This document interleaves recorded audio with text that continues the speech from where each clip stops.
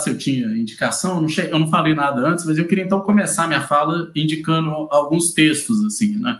Na hora que nesses 20 minutinhos agora que eu esperei para começar, eu estava achando que era 6 horas, mas era 6h30, eu tive essa ideia de tentar pensar em alguns textos e me veio assim à cabeça pelo menos 2 autores de fora e 2 textos aqui do Brasil que eu acho que podem ajudar a pensar essa questão. De fora, eu pensei primeiro no François Zewald. O François Zewald ele foi um assistente do Foucault durante os anos 70. Ele acompanhava os cursos Foucault e auxiliava o Foucault na organização lá dos seminários. E depois ele publicou uma série de textos sobre a noção de norma, sobre como ele defende que no Foucault a gente tem propriamente uma verdadeira filosofia do direito, vamos dizer assim, ele permite pensar vários aspectos do direito, e dele eu indicaria, assim, inicialmente um artigo que ele publicou em inglês, inclusive, tem um texto que está em inglês, e que trata, o título do artigo, Normas, Disciplinas e o Direito. É um texto interessante, eu vou passar aqui, eu tenho ele em PDF, eu vou colocar aqui agora o link dele para quem quiser ter acesso a esse texto. Ali. Qualquer coisa, se você quiser mandar alguma coisa para mim, eu mando para o grupo, que a gente está criando também um drive, mas você pode mandar e eu compartilho com as pessoas. Mas se já puder mandar, tranquilo. Pode ir pegando ele então, que o link já está ali, é só você pegar e depois colocar no arquivo que vocês têm. Com o grupo mais fácil. Bom, então esse é um dos textos que eu indicaria, de alguém que é uma referência importante nessa questão de pensar o direito a partir do Foucault, e que era uma pessoa próxima do Foucault. Outro texto que eu indico, esse eu não tenho aqui o PDF, então eu vou só indicar, eu estou com um livro aqui na minha mão. É um artigo, um livro que foi organizado pelo Philippe Artière e o Mathieu Haute-Bonneville, que são 2 franceses, e esse livro chama D'après-Foucault. E dentro desse conjunto, desse livro, tem vários artigos, tem um que é intitulado Droit, Direito, que é assinado pelo Mathieu Haute-Bonneville, que é um dos autores aqui, organizadores do livro.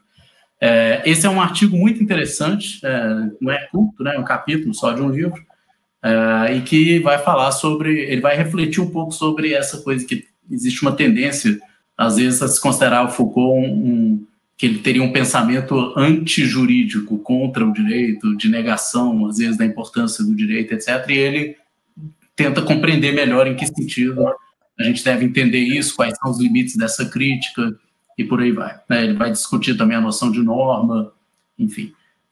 Também é um texto interessante. Então, esses 2, né, o Haute-Bonneville e o François Zewald, são 2 autores franceses, então, que eu acho interessantes para a gente pensar isso. E aqui no Brasil, eu começo indicando um livro que é assim, muito famoso, e já tem alguns anos aí, ele é de 2012, né, já 8 anos que ele foi publicado, que é do Márcio Alves da Fonseca, que é professor lá da PUC de São Paulo, e que tem um livro chamado Michel Foucault e o Direito. Então, é uma publicação aqui no Brasil que eu considero mais relevante sobre esse tema. Tem um livro inteiro só debruçado sobre essa questão e também tem capítulo específico sobre a noção de norma e tal. E também sobre a crítica que Foucault faz ao discurso jurídico do poder. Então, esse livro vale a pena. E, por fim, eu vou encaminhar aqui, então, o link. Esse é um texto meu que eu apresentei há alguns anos atrás na Anpof, e que depois publicou, né, naquele livro, os anais dos encontros da Anpof, e que o título do artigo é A Teoria da Soberania segundo Foucault para uma crítica ao discurso jurídico do poder. E é justamente um texto que eu escrevi sobre essas críticas que o Foucault fazia, especialmente no início dos anos 70, ao que ele chamava de discurso jurídico do poder. É sobre esses limites de se pensar a partir do direito.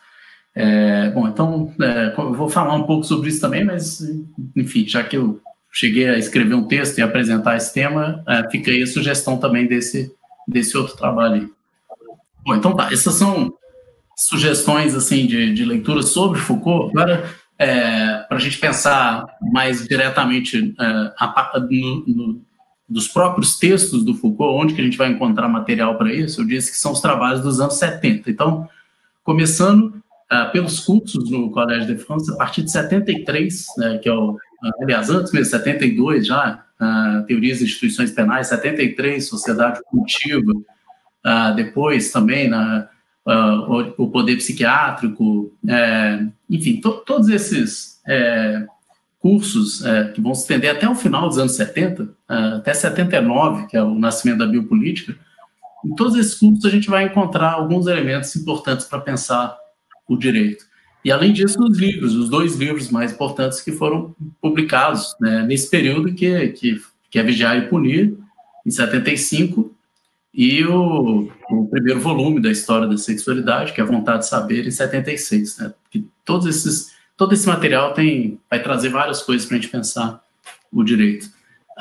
Bom, então vamos primeiro, voltando então à abordagem que eu queria fazer, primeiro, qual crítica que o Foucault faz ao direito inicialmente? Acho que é importante entender a natureza dessa crítica e também o escopo dela, até onde vai essa crítica.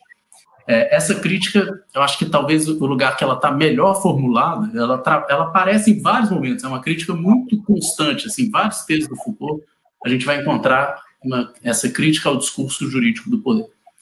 Mas talvez o lugar mais interessante da gente estudar isso tanto no capítulo da História da Sexualidade, tem um capítulo intitulado Dispositivo da Sexualidade, que ele começa desenvolvendo essa crítica ao discurso jurídico do poder. O livro inteiro pode ser entendido como uma crítica a esse discurso jurídico do poder, mas tem uma passagem ali, especificamente, que isso aparece muito claramente, que é a parte 4, se eu não me engano, que é o Dispositivo da Sexualidade.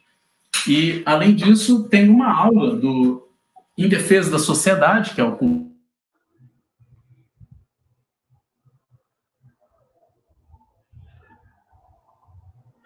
Falhou para vocês também, gente?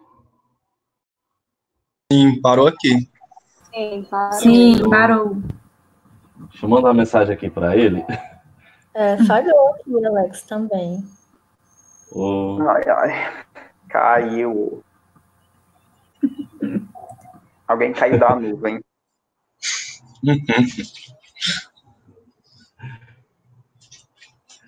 Ai. E o pior é que ele deve estar falando sozinho lá. O ruim dessas coisas aqui, você... Amiga, acontece.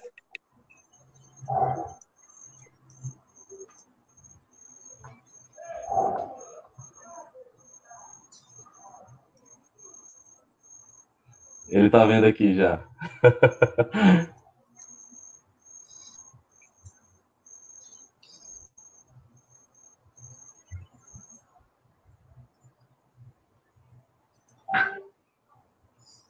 Pronto, vai entrar de novo.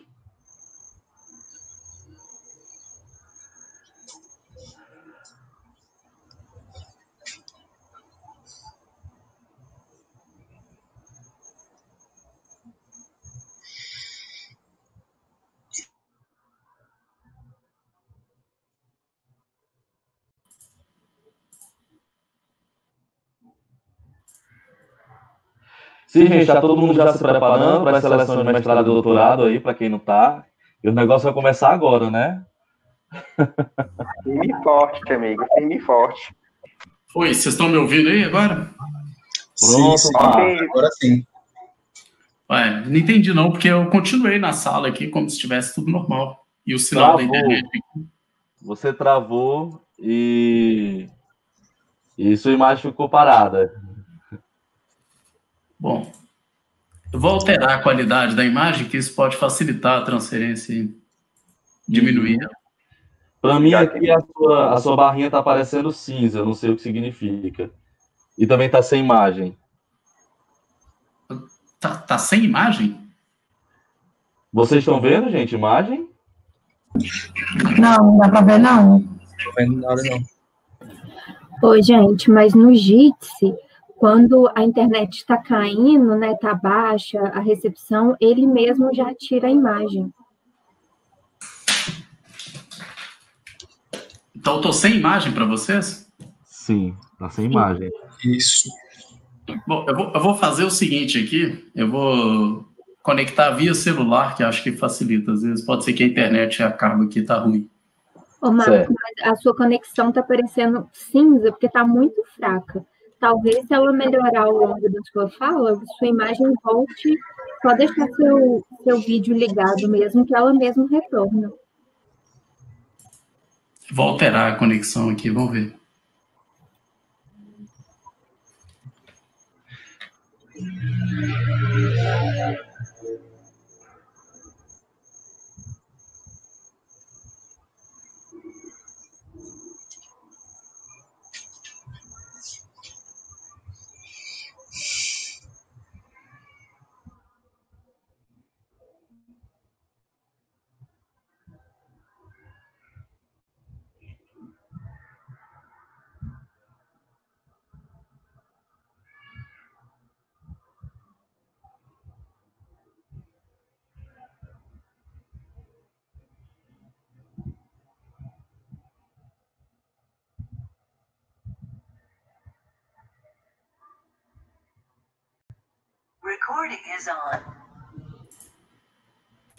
Vocês estão me vendo aí, gente?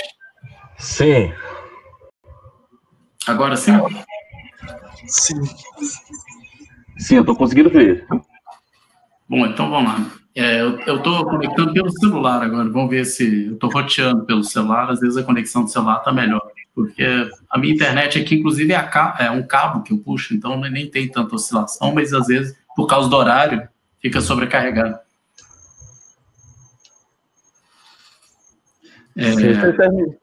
Você falou, Marcos, na hora ia falar sobre a aula do Em Defesa da Sociedade. Ah, pois é. Não, eu estava dizendo que talvez essa crítica ao discurso jurídico do poder, um dos lugares que está mais claramente desenvolvida é justamente na aula 14 de janeiro de 76, desse curso, que é o Em Defesa da Sociedade. Mas, bom, em linhas gerais, qual que é a crítica? Bom, o Foucault, ele observa que basicamente a gente tem uma maneira de pensar o que é o poder e essa maneira vem de uma tradição jurídica, que é o que ele chama de discurso jurídico do poder, mas isso não quer dizer que é um discurso exclusivo do direito, quer dizer que se apropria de noções, de concepções de natureza jurídica, mas que, na verdade, conforma um modo de pensar o poder que é característico da filosofia política moderna, clássica. Enfim, então, dentro da própria filosofia política, e basta pensar em filósofos como o Hobbes, como o Locke, como vários outros pensadores modernos, há uma tendência a se pensar o poder, primeiro, colocando no centro a questão da soberania. Então, o poder é algo exercido por que uma determinada autoridade possui e a exerce, como um exercício de um poder soberano. Então, a soberania ela tem uma dimensão que é territorial, né? Ela vale em um determinado território. Existe uma discussão que é tradicional da filosofia política moderna, que é a discussão sobre a legitimidade do poder. Então, quem já leu qualquer um desses pensadores modernos, obviamente viu uma discussão sobre, por exemplo, as teorias do contrato social, todas elas voltadas para discutir o que legitima o exercício do poder soberano, quais os limites do exercício desse poder soberano, qual o fundamento desse poder soberano e por aí vai. Então, há uma obsessão, digamos assim, pelo tema da legitimidade do poder. Dentro desse discurso centrado na noção de soberania, centrado na ficção do contrato social, há um outro elemento importante, que é o fato desse poder se manifestar basicamente na forma da lei, né? Então, o soberano é alguém que exerce o seu poder por meio do direito, direito entendido como esse poder, essa prerrogativa que o soberano detém de ditar as leis dentro de um determinado território, né? E esse ditar a lei, essa instanciação do poder na forma da lei, tem suas características próprias. A lei, enquanto instrumento de exercício, um instrumento jurídico de exercício do poder, ela é marcada por uma certa negatividade, né? A lei, basicamente, é um instrumento que diz não, que proíbe, que estabelece limites, que estabelece censuras, né, fronteiras, Tanto é assim que, quando a gente pensa na ficção mesmo do contrato social, normalmente a questão da emergência da sociedade civil organizada em um Estado era colocada nesses termos, como se a gente saísse de um Estado no qual era possível fazer qualquer coisa, permitido fazer qualquer coisa, e agora a gente é obrigado a respeitar os limites impostos pela lei dentro de uma sociedade civil organizada. Enfim, então, a lei ela funciona como uma instância negativa, né? Basicamente, ela reprime, né? No sentido de impedir que a gente possa livremente fazer o que bem entender. Enfim, então, essa é uma prerrogativa do soberano. Ele dita a lei, ele pode reprimir, ou ele pode dizer não, enfim. Enfim, então a gente tem uma série de características desse modo de pensar o exercício do poder na figura do soberano, por meio da lei, discutir-se a legitimidade do exercício desse poder e por aí vai.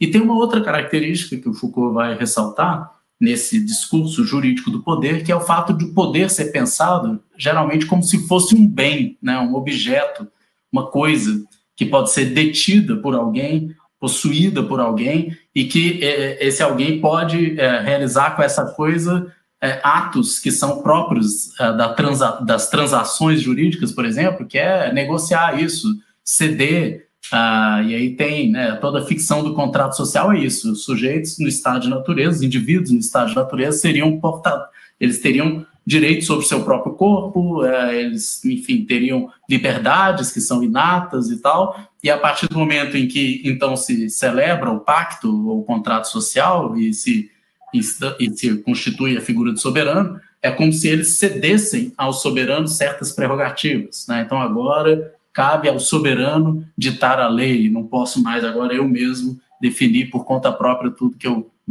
quero ou não quero fazer, agora o soberano tem essa prerrogativa. E por aí vai. Então, e aí tem toda uma discussão sobre até onde vai a cessão desses direitos que são inatos. Alguns filósofos vão dizer que ela é praticamente absoluta, é o caso do Hobbes, outros vão impor limites, né, mais claros. Né? O próprio Hobbes impõe, mas outros vão impor limites mais claros, como o Locke, e por aí vai. Mas, enfim, é sempre uma lógica de que o poder é uma coisa que você detém e que você pode ceder por meio de um contrato, como é o caso da ficção do contrato social. Bom, dito isso, o que o Foucault vai se dar conta, assim, né? Esse é um aspecto muito importante. De que, olha, esse modo de pensar o poder como um objeto, um bem jurídico que você pode ceder, de pensar o exercício do poder como um poder soberano que exerce esse poder por meio das leis, que isso é um modo, né, que se, digamos assim, que virou o padrão, a tradição da filosofia política, mas que tem muitos limites, ou seja, isso não nos permite dar conta de vários outros modos de funcionamento do poder. Então, o grande argumento do Foucault é de que na modernidade, especialmente a partir do século XVII, a gente vai perceber a emergência e uma tendência a se tornar cada vez mais hegemônica, assim, de outros modos de funcionamento do poder, que não esse, de um exercício de poder soberano por meio da lei e por aí vai. E aí é preciso tentar descrever esses modos de funcionamento do poder, fazer uma análise, né, dos modos como o poder funciona. E aí essa análise, que ele vai chamar de uma analítica do poder, fazer uma descrição realmente, não do que é o poder, mas sim de como ele funciona. E aí entra a descrição, por exemplo, do funcionamento do poder disciplinar, ou do funcionamento das normas biopolíticas e por aí vai. Então, isso é uma tentativa de descrever outros modos de funcionamento de poder que não passam mais nem pela lei, nem pelo exercício do poder soberano. Bom, então, dito isso, qual vai ser a primeira crítica, então, que o Foucault vai fazer a esse discurso jurídico do poder? É o fato de que é um discurso que não capta, que não permite captar, não torna visível modos que são propriamente modernos de funcionamento do poder. Né? E ao não tornar isso visível, qual que é o problema que o Foucault vai detectar no discurso jurídico do poder? É que ele vai servir muitas vezes para encobrir, para mascarar aquilo que os fatos mesmos de dominação, ou seja, o modo mesmo como o poder está funcionando e como ele está agindo no sentido de dominar e constituir novos sujeitos na modernidade, né? Então, é como se esse discurso, na medida em que ele não torna certas práticas ou modos de funcionamento do poder visíveis, ele não só fosse um mau instrumento descritivo, porque não nos permite compreender isso, ele é também um instrumento que serve, e aí é um problema, vamos dizer, político, ele serve para encobrir, para mascarar reunião, Adrian. esses fatos de dominação.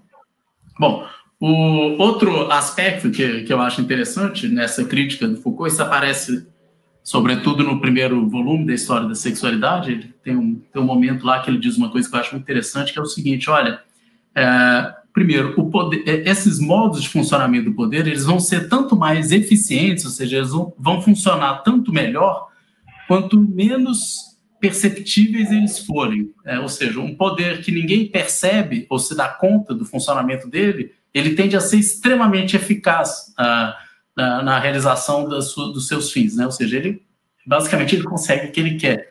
Agora, a partir do momento que ele se torna mais visível, mais perceptível, é claro que a tendência, a resistência também aumenta, né? A crítica e por aí vai. Então, esses poderes disciplinares e biopolíticos, eles seriam tanto mais eficientes justamente porque eles foram, em grande medida, encobertos, né? Ou seja, eles não foram percebidos, eles foram ocultados. E um elemento importante para entender essa ocultação vem justamente da insistência em pensar o poder segundo esse modelo jurídico, né? Em apenas descrever o poder por meio desse vocabulário que o direito estabeleceu.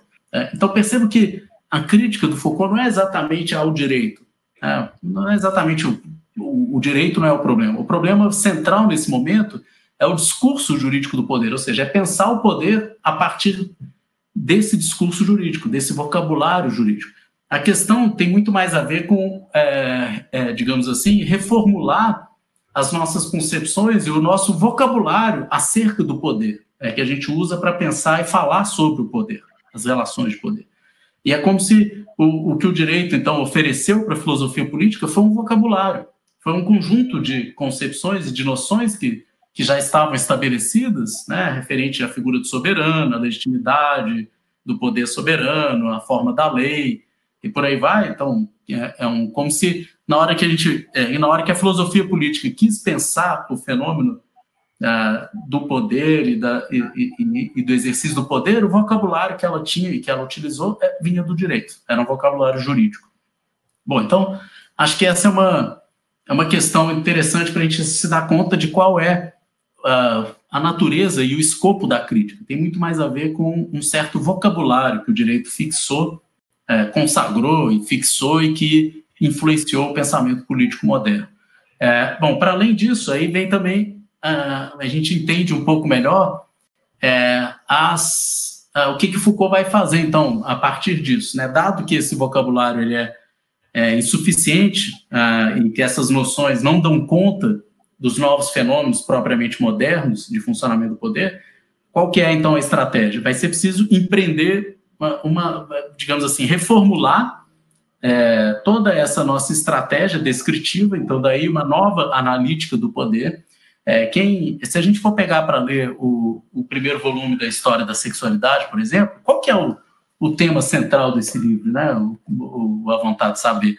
Basicamente, o objetivo do Foucault é pensar a constituição do sujeito de desejo, né? Esse sujeito de prazer moderno, etc. E para pensar isso, ele vai dizer o seguinte: olha, tradicionalmente tem um limite e um equívoco muito grande na maneira como as pessoas pensam a relação entre sujeito e poder, entre o sexo e o poder. E qual que é o limite? Né? Qual que é o problema? O problema é que as pessoas acham que o sujeito de desejo é como se fosse um sujeito pré-constituído, que tem vamos dizer assim, um conjunto de prazeres e desejos que são naturais àquele sujeito, ou seja, são inatos, são originários, são puros, no sentido de que ele já nasce com aquilo, e que depois age sobre esse sujeito uma série de poderes que tem uma forma, então, exterior e a posterior, ou seja, vem depois que esse sujeito já existe, já está constituído, e esses poderes agiriam sobre esse sujeito na forma da repressão. Então, é como se o poder agisse sobre nós, sujeitos de prazer, de desejo, sempre fixando limites, dizendo não, estabelecendo tabus, falando isso não pode, isso está errado, estabelecendo proibições e por aí vai. E muitas vezes se pensou a relação entre sexualidade e poder nesses termos, como se o poder fosse um conjunto de proibições e tabus e censuras em relação à experiência da sexualidade ou dos prazeres. E o que o Foucault vai dizer é que, olha, mas não é só dessa forma que o poder age sobre os sujeitos, não é só na forma negativa, não é só enquanto repressor que o poder age sobre os nossos prazeres e os nossos desejos. Há um elemento que a gente tem que destacar e que é mais importante ainda, não que não haja repressão, claro que há, mas antes mesmo de qualquer repressão, e mais importante do que qualquer repressão, é preciso se dar conta de que nós nos constituímos a partir e no interior de certas relações de poder. Então, o nosso próprio desejo, não é que existe um desejo e o poder vem e diz não.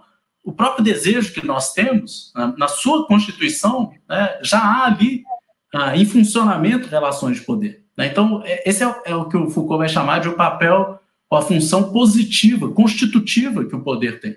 Entender a sexualidade, a constituição de um sujeito de desejo, implica entender como esse sujeito foi constituído no interior e a partir de certas relações de poder. Mais do que simplesmente um conjunto de coisas que vem dizer não, o poder, então, é algo que tem um papel incitador, ou seja, ele nos incita, ele nos leva, ele nos produz certos desejos, ele nos incentiva a experimentar certos prazeres e por aí vai. Então, o poder age positivamente, antes e mais relevante e importante do que qualquer papel apenas repressivo ou negativo que ele tem.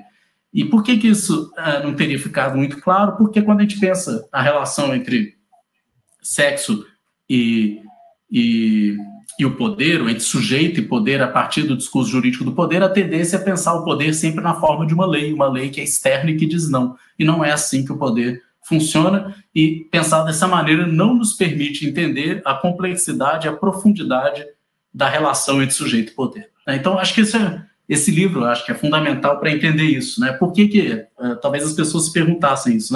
Você começa a ler um livro que o título é História da Sexualidade, e no primeiro volume dessa série ele fica discutindo poder, ele fica criticando o discurso jurídico do poder, ele fica propondo uma nova análise do poder. Talvez uma sensação que as pessoas tenham é algo assim, mas por que está falando de poder se o livro é sobre história da sexualidade? Bom, por causa disso, ou seja, é preciso, primeiro, entender como o poder age na constituição desses desejos, e na constituição do sujeito de desejo, e para poder fazer isso, Foucault vai dizer, olha, é preciso reformular a maneira como tradicionalmente, a partir do discurso jurídico, se pensou essa relação. E ao repensar isso, é preciso rever criticamente, criticar o que ele vai chamar de hipótese repressiva, que é essa ideia de um poder que age só reprimindo sujeitos, para poder destacar a dimensão, o funcionamento propriamente positivo ou constitutivo, produtivo que o poder tem. Então, acho que esse é um ponto interessante. Assim, aí fica claro que nesse livro, por exemplo, que trata de sexualidade, de sujeito de desejo, isso está diretamente ligado a essa pesquisa e a essa crítica ao discurso jurídico do poder. Bom, então isso é um lado, vamos dizer assim, das pesquisas de Foucault, que, como eu disse, tem a ver com, partindo do direito, se constituiu um vocabulário, uma maneira de pensar o poder, então o direito influenciou, vamos dizer assim, ou serviu de ferramenta para a filosofia política moderna, e o Foucault vai ser crítico em relação a essa tradição, a esse modo de pensar, e vai apontar para os limites e para os problemas que isso traz, especialmente para pensar questões e modos de funcionamento do poder que são propriamente modernos. Bom, outra questão agora diz respeito a como que, a partir, então, dessa analítica do poder que o Foucault desenvolve, como que a gente pode voltar e repensar o direito sob novos termos e novas bases. Bom, aqui entra uma questão que eu acho que ela tem uma variação assim, no pensamento de Foucault e às vezes é mal compreendida, mas aí a questão é basicamente o seguinte: quando a gente, e talvez quem é do direito, normalmente o livro que o pessoal do direito lê de Foucault, pelo menos o primeiro que costuma ler de Foucault, é O Vigiar e Punir, que é obviamente, um clássico que é importante para pensar a questão do poder punitivo, a razão punitiva, enfim. Mas quando a gente lê Vigiar e Punir, e não só Vigiar e Punir, mas outros cursos de Foucault ali da primeira metade dos anos 1970, isso vale para o poder psiquiátrico e outros cursos da época, a gente tem uma impressão, assim, primeiro de que o Foucault ele está ali, obviamente, tentando descrever o que caracteriza o que ele chama de poder disciplinar. Ele está tentando não só descrever o modo como o poder disciplinar funciona, mas ele está levantando uma tese mais ambiciosa, esse Vigiar e Punir é muito claro, de que nós vivemos numa espécie de sociedade disciplinar, né? E aí tem uma certa hegemonia desse modo de funcionamento do poder que se estende para além do interior das instituições que ele analisa, como a prisão, né, a escola, etc., se estende também para o conjunto da sociedade, né, o que ele vai chamar de panoptismo, que é uma espécie de modelo social que funciona aí, segundo esse modo disciplinar. Bom, se a gente olha para esses trabalhos, então, dessa época, a tendência do Foucault era ficar opondo o modo como o poder disciplinar funciona ao modo como o que ele vai chamar de poder de soberania funcionava, né? Então, ele vai ficar contrapondo, né? Tem uma aula do curso O Poder Psiquiátrico que isso é feito muito claramente, né? Ou seja, é ponto a ponto. Se o poder de soberania era assim, o disciplinar vai ser assado. Se o de soberania era de tal maneira, o disciplinar vai ser de tal outra maneira, e por aí vai. Então, ele me parece que ele começou a pensar essa questão claramente a partir de uma contraposição entre a forma como o poder de soberania era exercido, e aí, através do direito, da forma da lei, centrado na figura do soberano, tinha de centro, e trará-trorô, e aí, em oposição a esse poder, então, de soberania, ele vai pensar o disciplinar. Em vez de lei, a gente vai ter a norma, né, a norma disciplinar. Em vez da figura do soberano, você vai ter aquela coisa, né, a visibilidade vai ser cada vez menor para o centro e cada vez maior quanto mais desviante for o indivíduo. Aí você vai ter aquela figura dos indivíduos que vão ser vigiados, enfim, seus pequenos gestos, seus pequenos comportamentos, etc, etc. Toda a estrutura é diferente, né? Em vez de uma lei que claramente reprime, você vai ter um conjunto de normas que são mais constitutivas, produtivas, que vão constituir, produzir o sujeito dócil, o sujeito bem disciplinado, treinado, enfim. Então, você tem essa tendência a ficar opondo o poder disciplinar ao poder de soberania.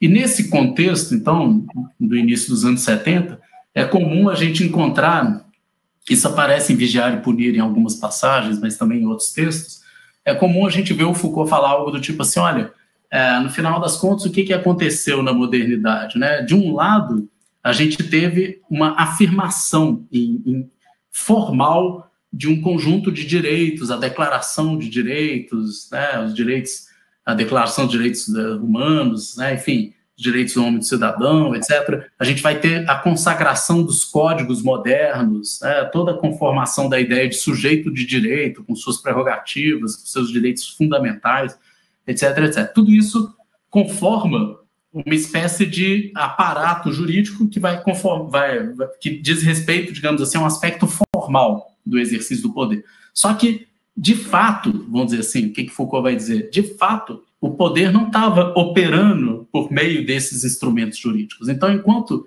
na Constituição e nos códigos a gente tinha essas afirmações, esses direitos afirmados, o que a gente via no subsolo do direito era uma série de normas disciplinares em funcionamento. E essas normas, elas desconheciam essas prerrogativas, elas passavam por cima dessas prerrogativas afirmadas no âmbito formal. Então, essas normas disciplinares, elas não só constituem o que o Foucault vai chamar de um infradireito, lá em Vigiar e Punir, ou seja, um direito muito mais minucioso, que avança muito mais sobre os mínimos comportamentos de cada indivíduo, muito além daquilo que as leis estabelecem, mas essas normas disciplinares, além de um infradireito, de uma grade muito mais cerrada, vamos dizer assim, eles constituem um contradireito, ou seja, são normas que funcionam não só para além do direito, mas contra as afirmações formalmente estabelecidas. Então, são normas que vão exercer todo tipo de opressão, dominação, exclusão,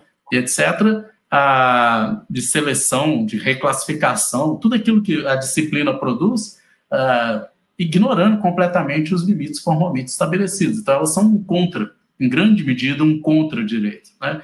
E o Foucault vai dizer, olha, as luzes, né, ou seja, o iluminismo, toda aquela afirmação de um direito supostamente racional, ela só foi possível, ela só aconteceu porque no subsolo operava silenciosamente, ou seja, ocultado por esse discurso jurídico que estava lá nas leis e na Constituição, ocultado por isso, no subsolo sempre funcionou um conjunto de aparato disciplinador baseado em normas que escapavam e contrariavam muito aquilo que o direito estabelecia.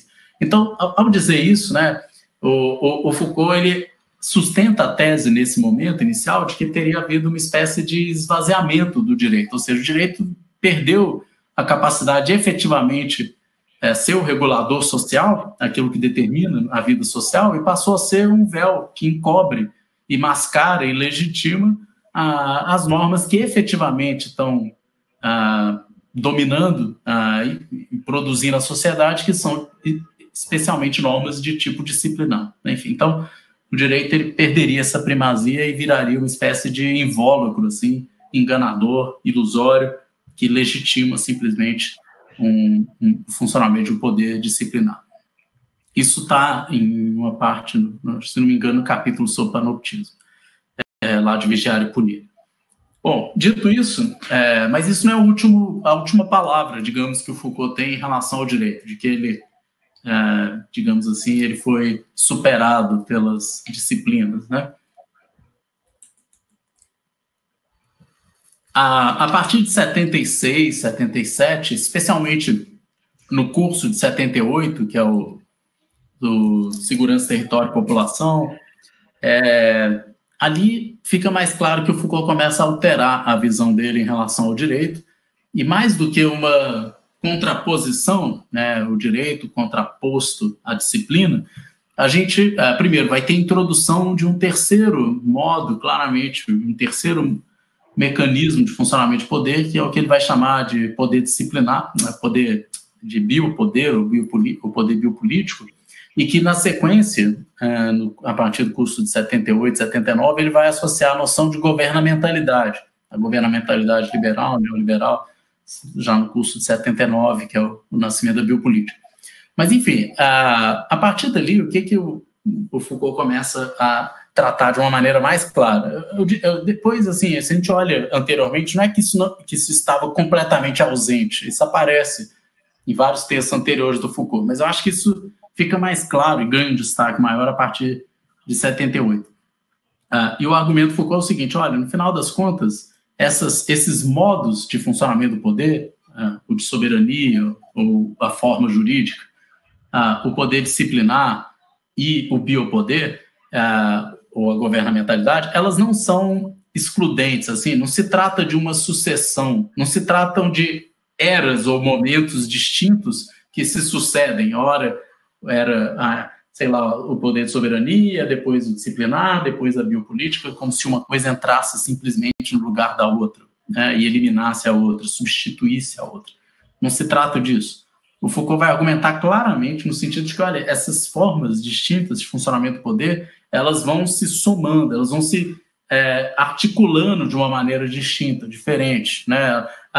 O fato da disciplina ter se tornado hegemônica no século XVIII, por exemplo, não significa que a forma legal pereceu, ou que ela perdeu espaço, ou que ela foi substituída. Significa o quê? Que ela foi rearticulada e ela continua operando no interior de uma sociedade disciplinar. Da mesma forma que já numa sociedade, enfim, organizada por dispositivos de segurança, biopolíticos, etc., no século XIX e XX, a gente vai ter ainda vivo e importante os dispositivos em funcionamento, tanto os mecanismos disciplinares quanto a forma legal. O direito não morre por causa disso, na sua forma tradicional, legal, na forma da lei, enfim, que emana de um poder soberano e tal.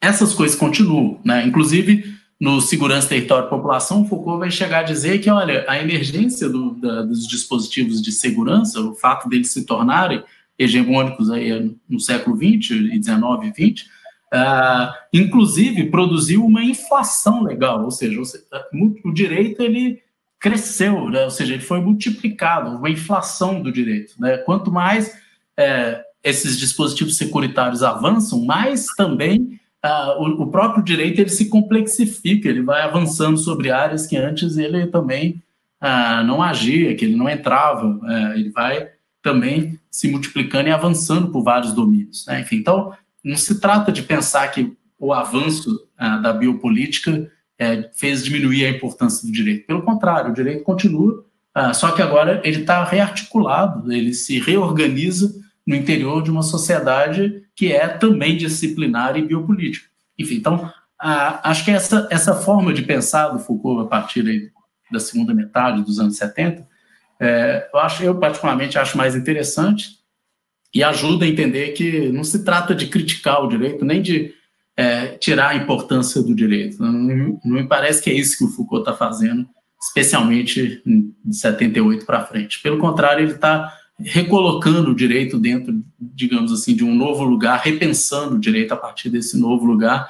E aí eu acho que tem uma importância grande a partir dessa analítica do poder, dessas pesquisas do Foucault, a gente voltar o nosso olhar para o direito para poder ressignificar, olhar o direito com novos olhos, vamos dizer assim, se dar conta tanto do papel que ele tem, mas também dos limites que ele tem, do fato de que ele não é o único elemento que age na organização, na dominação social. Daí a ideia também de que não basta simplesmente alterar o direito, depor o soberano para que todas as relações sejam alteradas, né? Porque a gente vai ter um conjunto de outras normas em operação na sociedade que escapam em muito domínio do direito.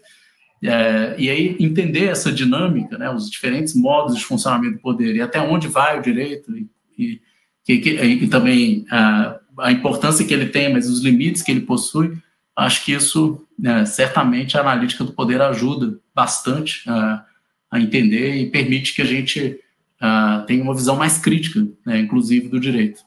Ou seja, se dá conta de que, claro, acho que tem um elemento também que para terminar, assim, que é importante, é que quando Foucault vai pensar a resistência, as formas as possibilidades de transformação e tal, e que isso, insistentemente, isso até o final da vida dele, né, estou lembrando aqui, especialmente de uma conferência que ele faz nos Estados Unidos, no início dos anos 80, já em 82, e que foi publicada depois com o título Sujeito e Poder, mas, enfim, eu lembrei dela, mas isso aparece em outros momentos também, mas lá, especialmente, o Foucault, ele vai dizer o seguinte, olha, é um erro, ou pelo menos é um equívoco, os movimentos assim, de resistência, as lutas, acharem que todas elas têm que se articular em torno do direito, ou seja, como se fosse uma disputa pelo direito, simplesmente, por novos direitos, por novas afirmações, né, garantias legais e por aí vai. Não que essas lutas não devam existir, ou que elas estão todas simplesmente erradas por serem lutas em torno do direito, ou uma disputa pelo direito. Mas o problema é achar que as lutas vão encontrar no direito o seu elemento transformador, ou seja, como se fosse ali que a mudança devesse ocorrer. E aí, por exemplo, nessa conferência fica claro, o Foucault vai dizer o seguinte, olha, quando a gente se a gente fizer uma análise mais rigorosa e aprofundada dos modos de funcionamento de poder, a gente vai se dar conta que, por exemplo, muitas das formas como nós somos oprimidos ou dominados não passa exatamente pelo funcionamento da lei ou pelo código do direito, ou pela forma legal.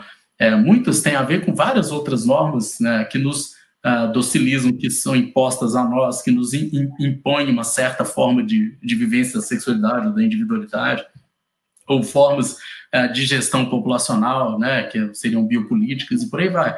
E, portanto, lutar contra elas, não adianta ficar mirando sempre o direito. Né? É preciso também fazer resistências que são próprias a esses domínios. O que Foucault, por exemplo, no curso de 78, chamou de contracondutas, por exemplo. Né? As contracondutas seriam uma forma de resistência não contra o direito, exatamente, mas contra um determinado modo de funcionamento do poder que tenta governar a nossa individualidade. E aí a maneira, se o governo, né, é definido por Foucault como a condução de nossas condutas, a reação a essa condução de nossas condutas é uma espécie de contraconduta, ou seja, não admitir, não aceitar ser governado daquela maneira, ou conduzido daquela forma, por meio daqueles procedimentos, né? Então, essa resistência e essa transformação passa muito mais por uma ação dissidente, contrária, né, em oposição a um governo da nossa individualidade, do que exatamente uma nova lei, do que um movimento que vai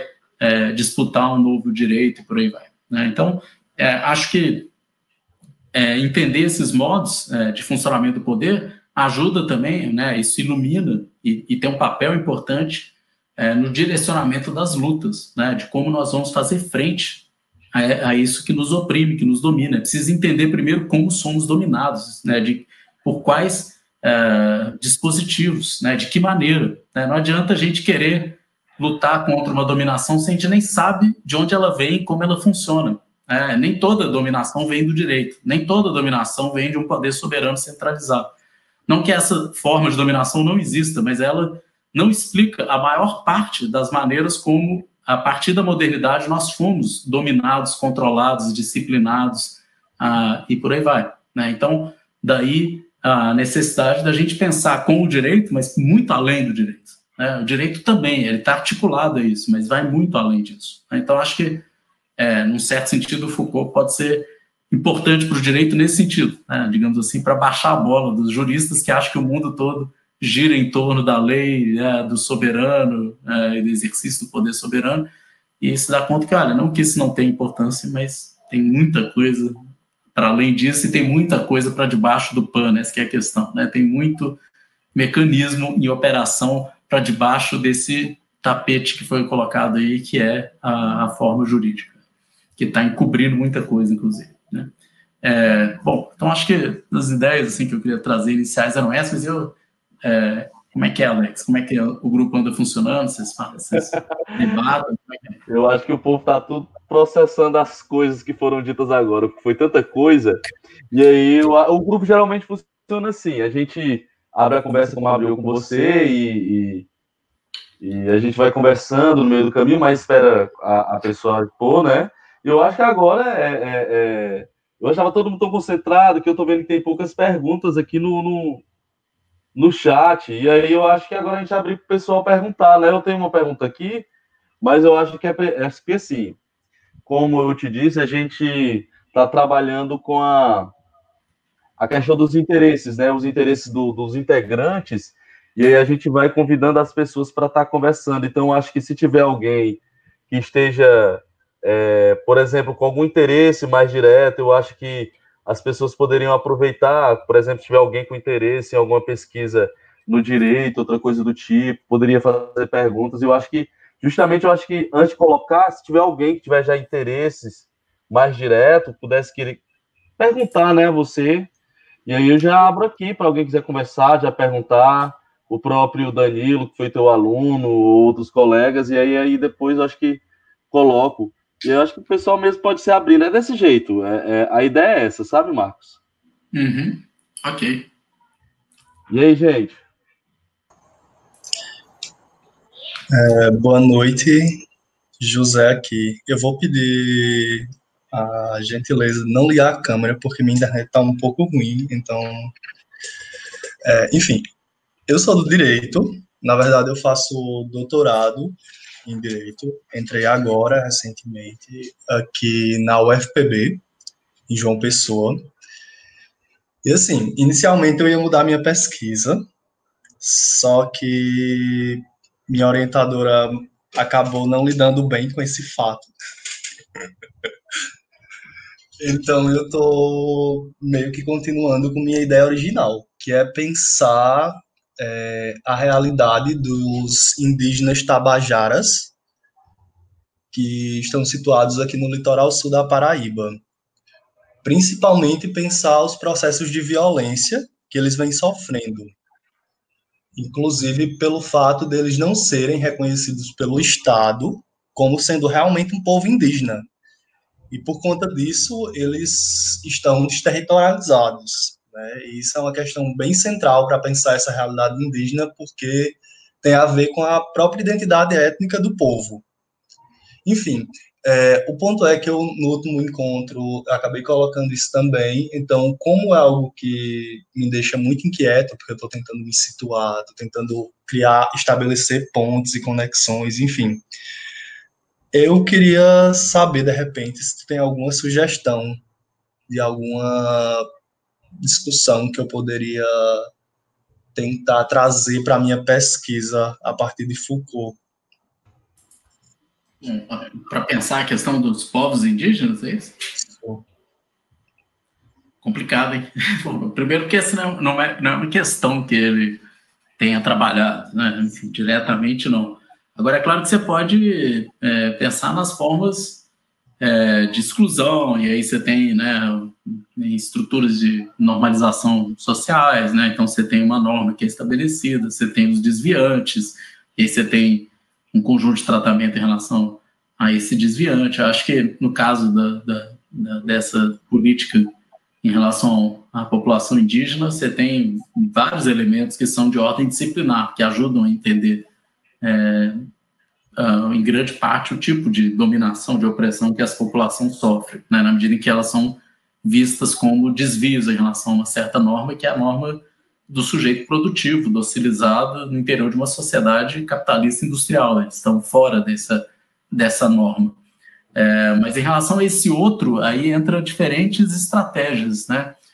No caso do indígena, uma estratégia que é muito comum é uma estratégia mais ou menos de tipo securitária, assim, né? De você se colocar na posição de um paizão que vai garantir a segurança, digamos assim, dessa população, garantir a sua permanência, mas nesse caso nem disso que se trata, porque eles nem são reconhecidos como indígenas, né, o que, aliás, é uma situação duplamente cruel, né, porque, por um lado, você retira deles todo tipo de apoio e, ao mesmo tempo, mantém os estigmas e as formas de exclusão social, né. Mas, enfim, mas não sei dizer assim, um texto diretamente sobre isso, pelo menos a partir do Foucault não existe, né, agora, a partir dele, assim, de pessoas que pensaram a questão a partir do Foucault, não sei te falar. Certo, obrigado e adorei a exposição. Obrigado. E, gente, mais alguém? Pode pegar o microfone, ligar, perguntar. O Marcos, sabe o que eu fico me perguntando? Porque, assim, parece que todas as áreas que a gente vai trabalhar com Foucault, todo mundo, tanto na educação, a psicologia, parece que o direito ela percorre todas essas questões, né?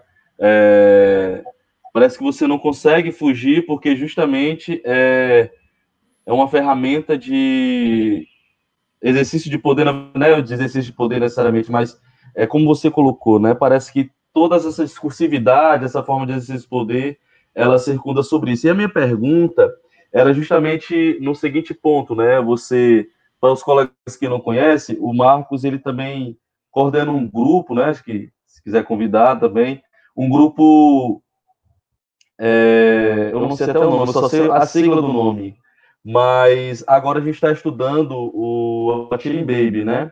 E aí o que eu fico me perguntando é, nessa leitura do Foucault e da relação com o direito, você acha que tem algumas limitações do Foucault que nós poderíamos, no momento de analisar o presente, das nossas questões, quer dizer, eu acho que o Foucault só vai até aqui nessas questões do direito, eu acho que a gente poderia expandir para outras questões. Você acha que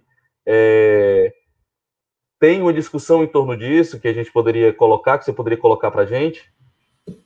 Bom, assim, eu vou partir do que o Alex me falou, assim, eu queria, então, começar fazendo um convite, né? De fato, eu coordeno lá na Faculdade de Direito da UFMG um grupo que é o GFDP, Grupo Filosofia, Direito, Poder. Esse grupo, ele começou em 2015 e, inicialmente, a gente só ele chamava Grupo de Estudos Michel Foucault, né? Inicialmente, a gente começou lendo textos diferentes textos do Foucault, Vigiar e Punir, o Em Defesa da Sociedade, Sociedade Punitiva, outros textos, o Nascimento da Biopolítica, enfim, vários textos do Foucault, e aí, a partir de um determinado momento, a gente decidiu estender a leitura para pensadores políticos contemporâneos, e aí a gente começou a ler o Expósito, o Agamben, a Judith Butler, e recentemente a gente está lendo Achille Mbembe, que é esse camaronês, e a gente leu já o Crítica da Razão Negra, e nesse momento nós estamos nos reunindo e lendo e conversando sobre o livro dele, que é a Sociedade, As Políticas da Inimizade, que é um livro de 2016, do Achille Mbembe, né? Então, quem tiver interesse, etc., pode conversar com o Alex e tal, depois, ou comigo, eu incluo vocês no grupo. A gente já está agora no meio da leitura do livro, no 3º capítulo, mas quem tiver interesse está convidado. Bom, com relação a outra coisa que o Alex disse que eu acho interessante, eu não diria que é uma centralidade assim, do direito, mas uma coisa curiosa é como que, a partir do Foucault, a gente estabelece contato com áreas muito diferentes. Aliás, eu tenho um irmão gêmeo, que é filósofo também, acho que o Danilo conhece o meu irmão gêmeo, e o meu irmão, ele é da área de filosofia da mente, ele fez o doutorado dele nos Estados Unidos, e hoje ele é professor na Universidade Federal aqui de São João del Rei. E ele fica brincando comigo, assim, porque o tema que ele estuda, a questão da consciência, da percepção, etc., ele discute basicamente entre filósofos também da mente e tal, um grupo pequeno de pessoas. Já quando a gente estuda Foucault, quando a gente se dá conta, a gente está interagindo com pessoas de áreas as mais variadas, assim, né?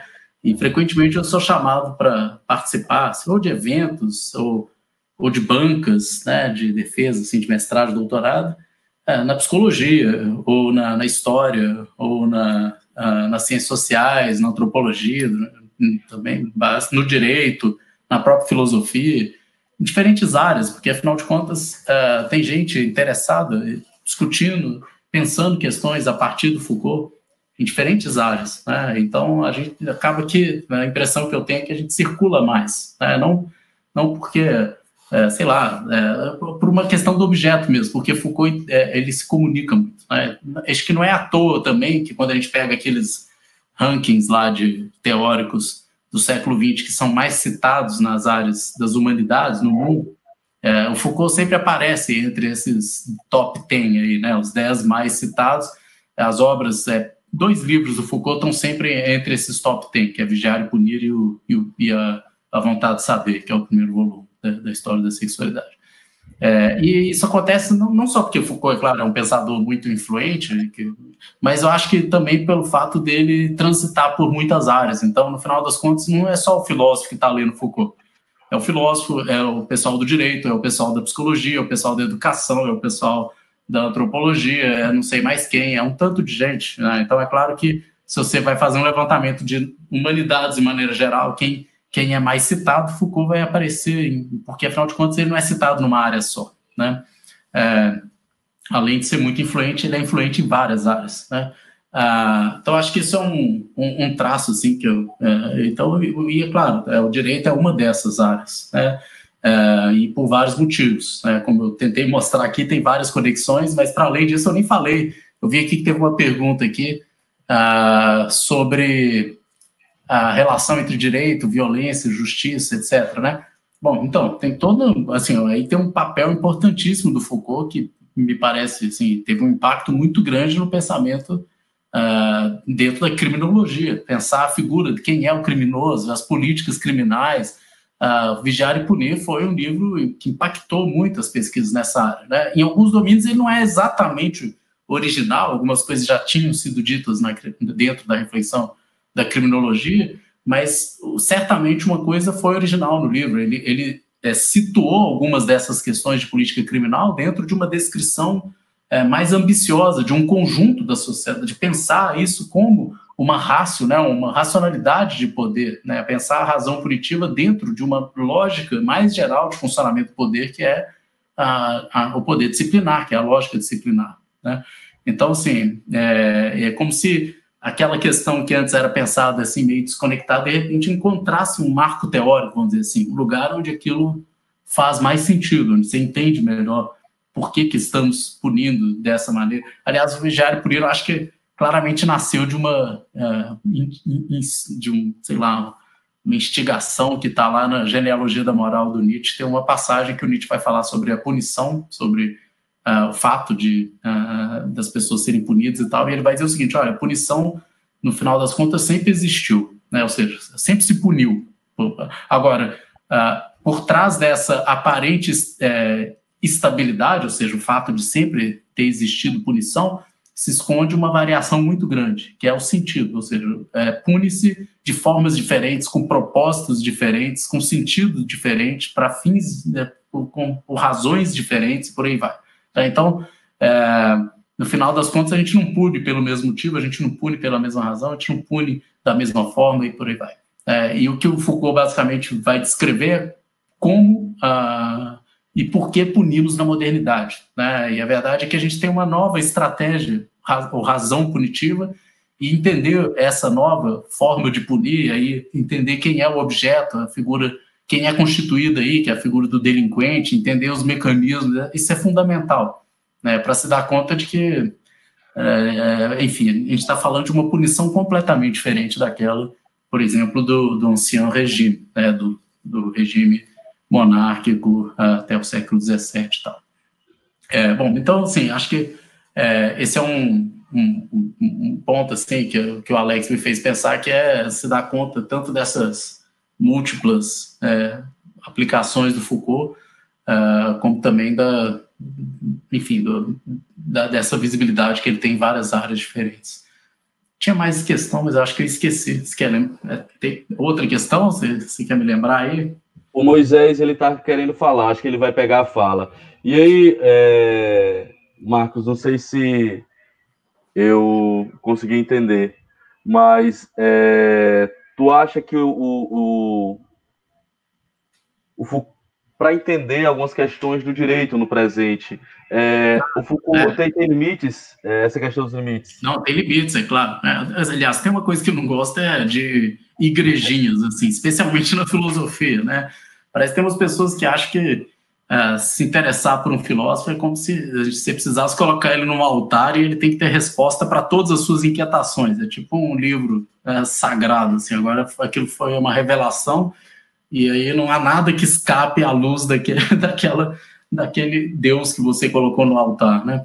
Obviamente tem muitos limites, né? Inclusive acho que a grande parte, assim, do meu interesse, inclusive, de pesquisar, de ler e me interessar por Foucault, é justamente para pensar a partir dele, não é para ficar repetindo aquilo que ele mesmo já disse e tal, até porque os desafios contemporâneos, ou aquilo que acontece hoje, em grande medida é diferente das experiências e dos desafios que ele teve de lidar, com os quais ele teve que ele procurou dar conta de alguma forma, né? Então, assim, por exemplo, um tema que me interessa muito hoje são as novas tecnologias da informação, da comunicação, como isso impacta os modos de funcionamento do poder, fazem emergir novos dispositivos de poder, né? Por exemplo, eu venho estudando a noção de governamentalidade algorítmica, né? Como que os algoritmos têm um papel importante no governo social, no estabelecimento de uma nova digamos assim, estratégia de governo, como somos governados cada vez mais por esses algoritmos. Enfim, então, isso é claro que não dá para pensar isso simplesmente lendo Foucault, né? O Foucault é como se ele oferecesse digamos assim, ele indicasse uma estratégia de análise, né? Eu acho que a analítica do poder, ou seja, o que ele aponta como uma maneira da gente pensar certas questões, isso é interessantíssimo, é uma espécie de metodologia, né? A gente pode se inspirar nisso. Mas assim como o próprio Foucault fez, a cada novo objeto de análise a gente vai ter que reformular aquilo, né? Se a gente for olhar bem a história das análises ou dos estudos que o Foucault fez, ele nunca repetiu exatamente a mesma estratégia. A cada novo objeto ele foi mudando uma coisa aqui, outra ali. Tem algo que fica, mas a cada novo objeto ele precisou fazer uma reformulação. Agora não faz sentido a gente achar que nós podemos simplesmente, sem mais, aplicar a mesma coisa que ele fez para pensar um outro objeto em outra época e por aí vai, né? Então, acho interessantíssimo assim, pensar várias questões a partir dele, mas a gente vai ter que atualizar muita coisa, né? Tem um termo, aliás, que o Deleuze usa para falar do Foucault, que eu acho interessante, que são as linhas de atualização. Eu acho que a gente vai precisar fazer várias linhas de atualização, que significa não ficar repetindo simplesmente o que já estava ali, mas tentar pensar a partir dali para pensar questões que são do nosso tempo. Legal. Até uma colega minha, Raquel Rocha, não sei se ela está aqui, ela tá aqui. Ela disse que trabalhou com você e tudo, até quando eu falei, disse assim, ai, Alex, vamos participar. E ela, até aqui, depois quiser falar, Raquel. Eu tô aqui, mas eu não trabalhei com o Marco, não. Eu só consegui, graças à generosidade dele, a biblioteca digital que eu peguei. Um monte de referência que faltava no meu trabalho e aí deu certo. Não, Raquel, eu lembro de ter visto sua apresentação recente, né? A Raquel, ela entrou em contato comigo depois da Ampof, não foi? Foi a última Ampof agora? Não, foi a anterior, né? Agora não teve. Não teve, foi a última que teve, exato. Uma aluna sua que participou de uma mesa comigo e falou. Deixa eu ligar a câmera, porque é muito ruim conversar olhando para um número, para um avatar. Fico nervosa olhando para um avatar. Enfim, aí eu consegui fazer, né? Inclusive, hoje eu acabei um projeto, estou fazendo um texto sobre governamentalidade algorítmica e as questões das vidas morríveis, né? Os corpos ingovernáveis, tentando falar um pouco sobre necropolítica. Não consigo entrar bem na área do direito, porque, enfim, não tenho muita propriedade, mas eu estava escrevendo mais nesse sentido, de como a governamentalidade algorítmica ela facilita as políticas de morte. Legal. Pois é, não, eu sei que você defendeu a tese recente agora, não foi? Foi recente. Foi assim, há um ano atrás, né? É recente que eu consegui sair do casulo pós-defesa. Bom, que bom. Isso é uma libertação. Legal. Demais. Depois que a gente sai, que consegue pensar outras coisas. Não resolve tudo na vida, não, mas uma boa parte. já facilita alguma coisa. Estou no outro grupo, mas eu não consegui, as 2 últimas reuniões eu não consegui acompanhar. Acho que na próxima semana já consigo. Que ótimo. Ô, Marcos, o Moisés e a Daniela, eles querem fazer uma pergunta para ti. E tem outros aqui, Daniela, Moisés, vocês querem ligar aí para falar? Acho que eles estavam pedindo justamente a fala. Estão me escutando? Tranquilo? Sim. Sim. Então, boa noite, Marco. Tudo bem? Adorei a exposição até então. Ótimo. Eu tenho uma questão, uma dúvida mesmo, que me ocorreu quando você falava. Quando a gente pensa na analítica do poder Foucaultiana, a gente percebe que os dispositivos, sejam eles quais forem, mas pensando mais na dimensão do Estado, eles se apoiam naquela lógica do saber-poder.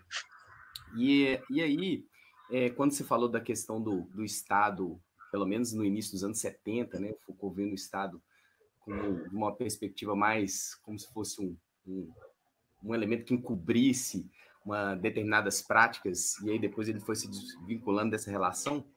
Eu queria sacar a diferença de pensar assim, a partir desses dispositivos, dessa relação de saber-poder, ou até mesmo depois na lógica da governamentalidade, a diferença de pensar a ideologia na perspectiva marxista.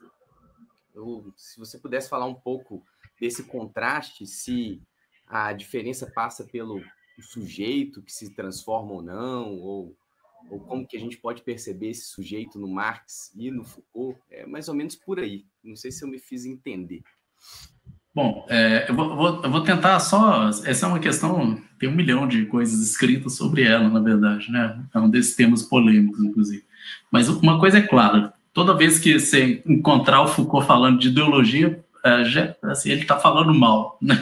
Ele tinha uma resistência muito grande a noção de crítica ideológica, etc. Né? Mas por quê? Né? Assim, qual que é o ponto, talvez, aí, central dessa questão? Né? Em vários momentos ele fala uma coisa, fala outra, mas passa muito por primeiro, uma certa antipatia que ele tinha, porque a noção mesmo de ideologia parece, isso é a visão do Foucault, mas se a gente for pegar, engraçado, semestre passado eu trabalhei na pós-graduação um livro de uma autora que é está vinculada aí à tradição da teoria crítica frankfurtiana, que é a Rael Yeg. A Rael Yeg, ela tem um livro que se chama Alienação, Alienation, que é um livro recente, e ela faz uma espécie de refundação da noção de crítica ideológica, etc., que é um tema central para a teoria crítica frankfurtiana, e que ela vai se afastar de algumas características dessa noção que são marxistas para repensar ela inclusive leva em conta as críticas do Foucault e tal. Eu acho um livro genial.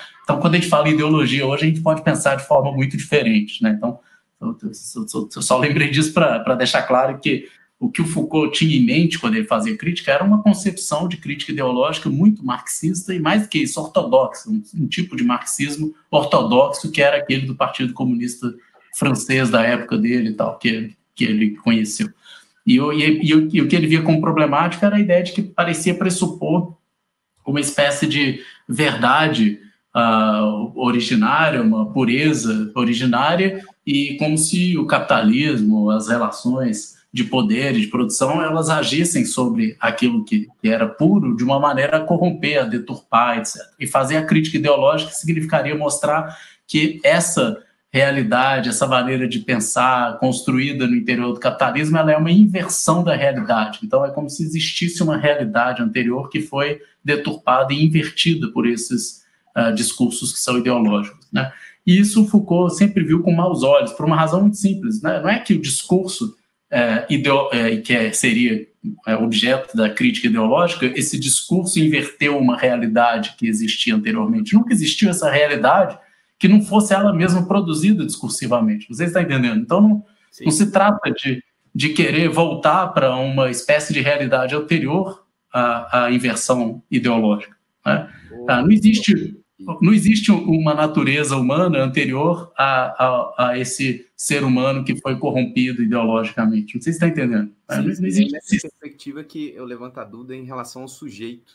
Esse sujeito marxista, então, ele é o sujeito que tem um fundo, uma consciência que, na verdade, ela é positiva, ou positiva no sentido coloquial do termo. Uma boa consciência que foi velada por uma ideologia, ou enganada, encoberta, nesse sentido. Exato. Ver ideologia só como enganação, como deturpação, como inversão da realidade.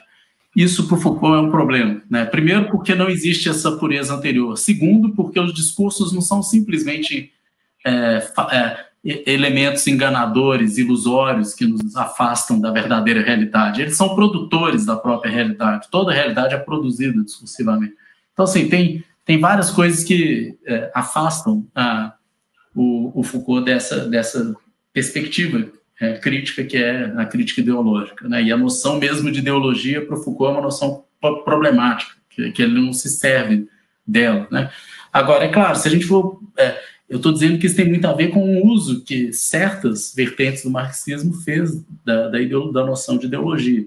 Mas se a gente for no próprio Marx, embora a gente encontre algumas passagens que parecem sugerir isso, de que haveria uma antropologia humana, né? Quando ele fala lá...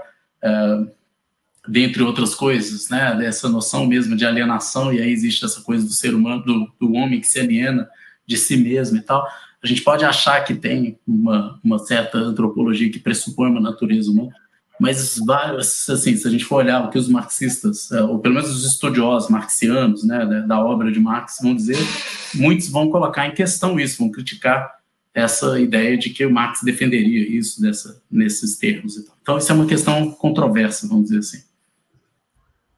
Não, ótimo, muito obrigado, professor. Muito obrigado. Daniele.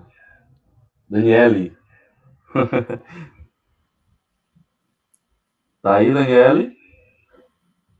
Ela queria perguntar uma coisa para ti. E também o Daniel. Não, Danilo, desculpa, teu aluno. Ex-aluno, aluna ainda, né?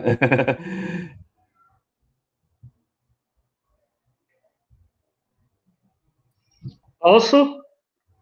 Sim. Ok. Não, professor, eu estou trabalhando no meu mestrado a perspectiva do corpo em Foucault em relação à ética, né, em relação ao poder, né, e me vem uma questão dos estudos que é com relação à estética da existência. se a estética da existência também seria uma forma de se contrapor àquilo que ele colocou na primeira história da sexualidade com relação ao direito, né? O que é que eu estou pensando? É que o corpo, em relação ao poder, era sempre um corpo que estava nesse âmbito da subjugado, né? E agora, na perspectiva da estética da existência, ele teria a oportunidade de falar por si, né? Ele teria o seu discurso, né? Ele se reconheceria. Isso valeria na perspectiva do direito também? Seria uma espécie de rompimento desse direito universal, né? Eu fiquei pensando um pouco sobre isso aqui durante a fala do senhor, principalmente quando se referia à primeira história da sexualidade, né? Seria mais ou menos isso. Oi, Danilo. Você tem toda a razão. De fato, tem uma coisa que é muito comum ser dita sobre Foucault, e eu vou retomar também a pergunta anterior, de que lá nos anos 70, por exemplo, Foucault só tratava o corpo como um objeto, algo subjugado, né, assujeitado, o corpo como algo no qual o poder agir no sentido apenas de formatar, adestrar, docilizar, etc, etc. E ele não havia espaço ali para pensar a liberdade, por exemplo, né? E que foi só lá, quando Foucault vai tratar da ética, nos anos 80, que a questão da liberdade, que aí entra a estética da existência, toda essa capacidade, digamos assim, do corpo não apenas ser um passivo, um objeto, digamos, a ser adestrado, né, um objeto subjugado, mas também um objeto de experimentação para novas formas de vivência, né, de si, etc, etc. Então, é como se o Foucault dos anos 70, né, da genealogia, fosse corpo sujeitado, e o Foucault, sei lá, dos anos 80, fosse o corpo livre, vamos dizer assim, ou capaz, pelo menos, de liberdade. Enquanto que a questão do Estado também é muito comum, por isso que eu ia fazer esse paralelo, né? Dizia-se que, por exemplo, em Vigiar e Punir, o Foucault ele não tem um pensamento sobre o Estado, ele rejeita o Estado, o poder não passa pelo Estado e por aí vai, né?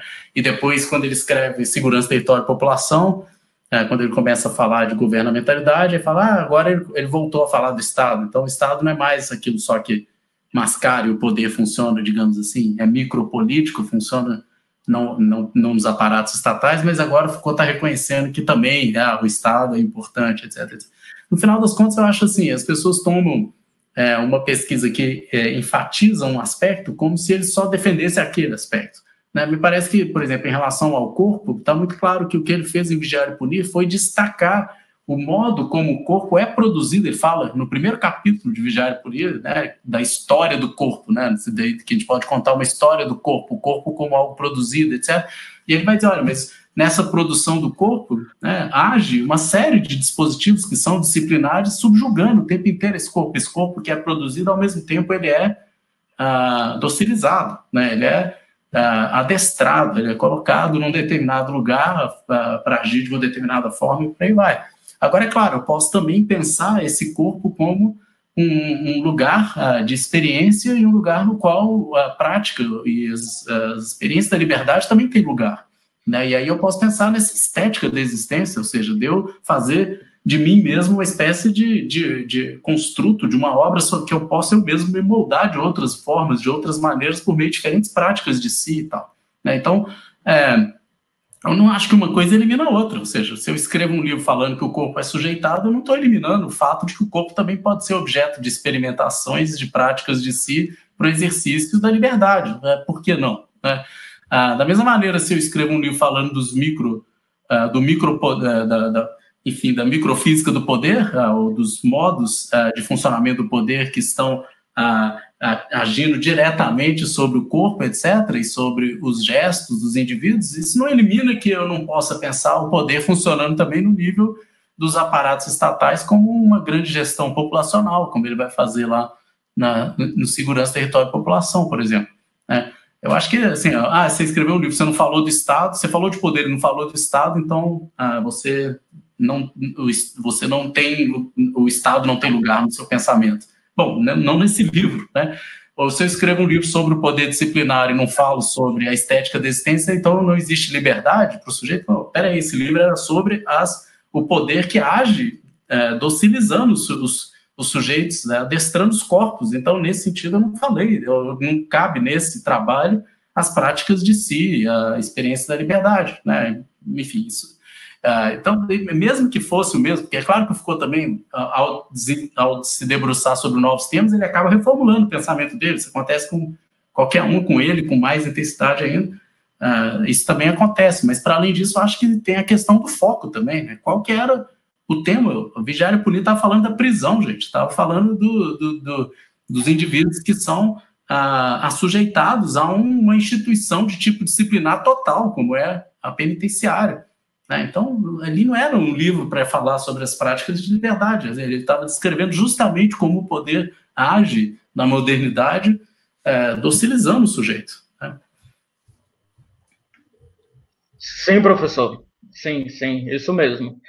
Uma questão é porque no livro de Deleuze, sobre Foucault, aquele livrinho, ele coloca como se houvesse uma ruptura, né? Talvez essa seja uma crítica que a gente possa fazer a Deleuze e a essa interpretação que ele fez. Eu não gosto dessa interpretação. É muito comum de que teria havido uma ruptura. Tipo assim, a morte do sujeito, depois o sujeito renasce, né? Não há liberdade, só há sujeição e depois, agora é a liberdade praticamente plena. O sujeito pode fazer de si o que bem entender, né? Como se não houvesse quase nenhuma restrição. Estética da existência como se fosse uma autoprodução de si, uma invenção de si mesmo. Né? Acho um equívoco ler assim, porque não é nem uma coisa nem outra. Né? Aliás, quando Foucault está falando da estética da existência, está muito claro, o tempo inteiro Foucault dizendo que essa experiência da liberdade ela vai ser sempre também limitada para um determinado sujeito, um determinado momento, em função do conjunto de possibilidades de experimentação que são dadas, não são infinitas. Ele não pode inventar completamente a si mesmo, ignorando a maneira como ele foi produzido, sujeitado. Ele tem um jogo, né, entre liberdade e sujeição. Né? Existe um jogo dessas regras, não é uma libertação completa. Sim. Ok, professor. Obrigado, viu? Ô, Marco, a Camila é que eu não estou sabendo se é o Urbani, ainda vou aprender. Fizeram os comentários aqui, tá acompanhando? Se quiser que eu leia. O Boni coloca assim, ó, estou fazendo doutorado na UFBA e pretendo estudar a precariedade do trabalho no campo da enfermagem, numa perspectiva de gênero, classe e justiça, tomando como corpus de estudo as ações trabalhistas. Penso em fazer uma análise do discurso utilizando Foucault. Você acha que seria uma boa escolha? Né? E a Camila, acho que ela vai perguntar também assim, Marco, ela vai falar do curso, né? A verdade das formas jurídicas. Na verdade, e as formas jurídicas, Foucault fala sobre o inquérito e sua importância para a construção da verdade. Como você percebe essa articulação do inquérito como com a constituição de verdade? Né? Elas colocam isso. E só fazer um comentáriozinho acerca de você estar colocando, né? Que, como todo mundo sabe, essa questão das penitenciárias aqui em Fortaleza, né? Teve muitos eventos, né?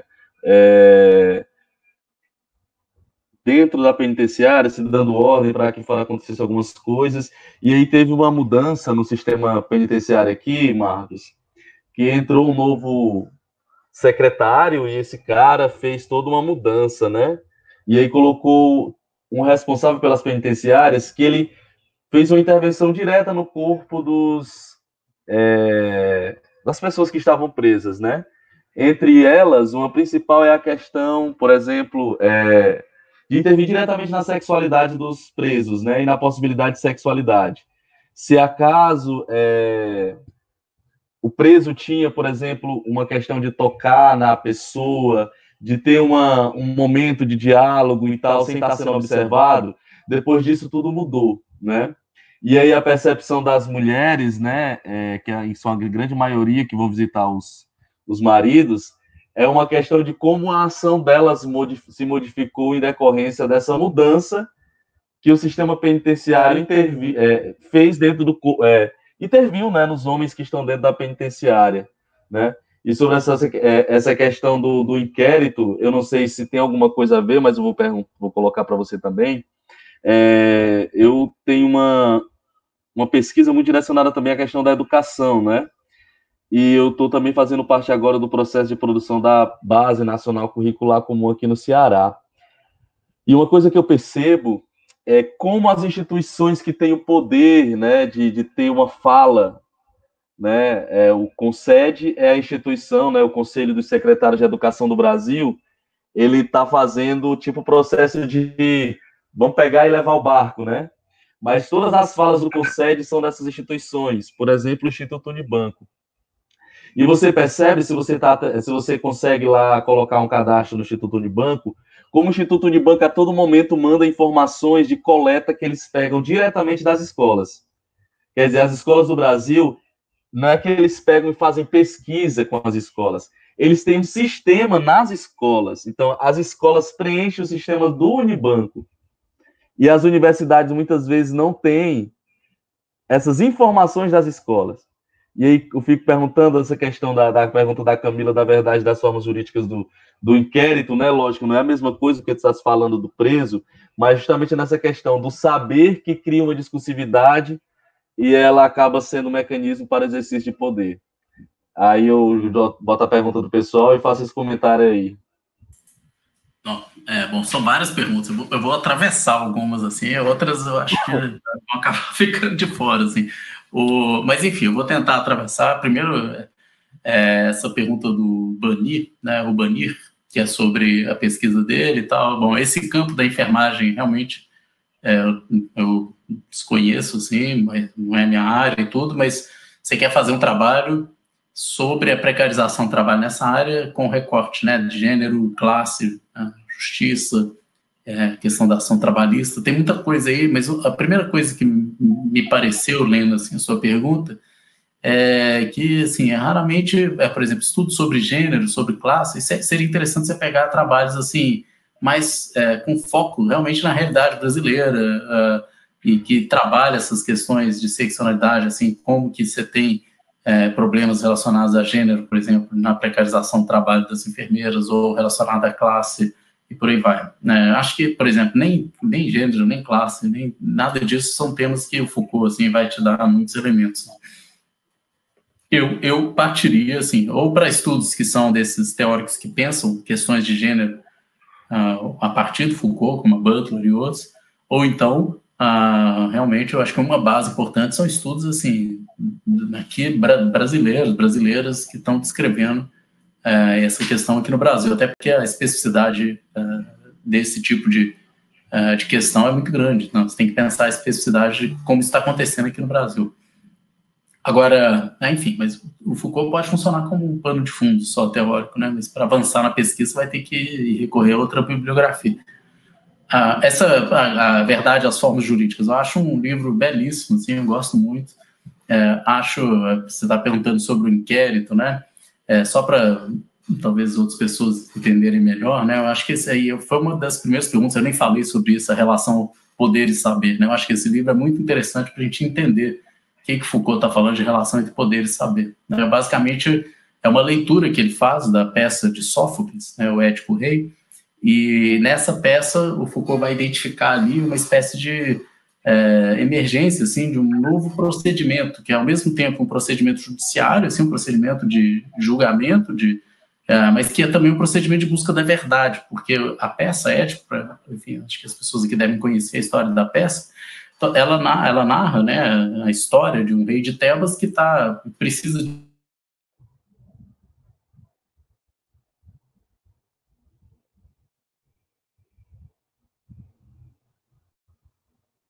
Falhou só para mim, gente? Não, travou também. Travou também. Vou mandar aqui uma mensagem para ele.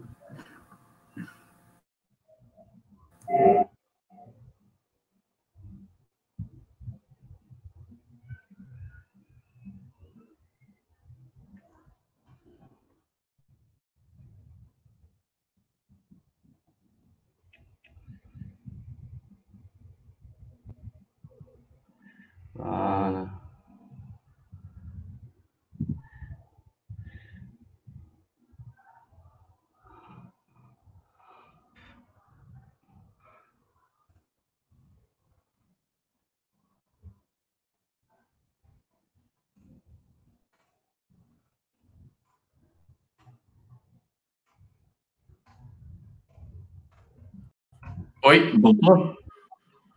Oi? Estão me vendo aí?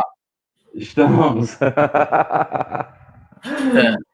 Cara, eu vou te falar, esse Jitsi eu tive uma experiência que era assim também, ele é instável, cara. Do nada, eu acho que o Google Meet ele funciona melhor, assim. Pô, já sugeriram aqui no grupo da gente rever a forma de comunicação no próximo encontro. Eu acho que isso é de se considerar bem, né?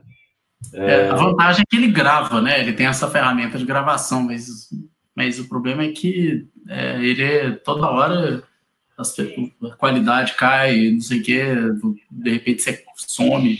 A minha internet aqui não caiu, ela continuou normal.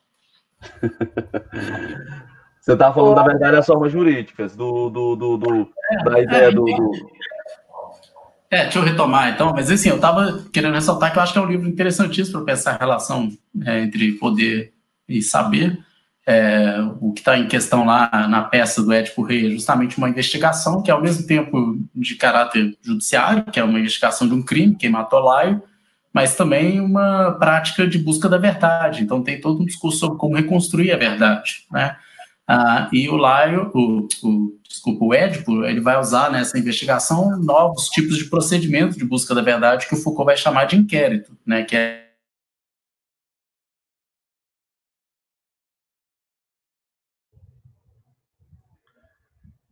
Marcos?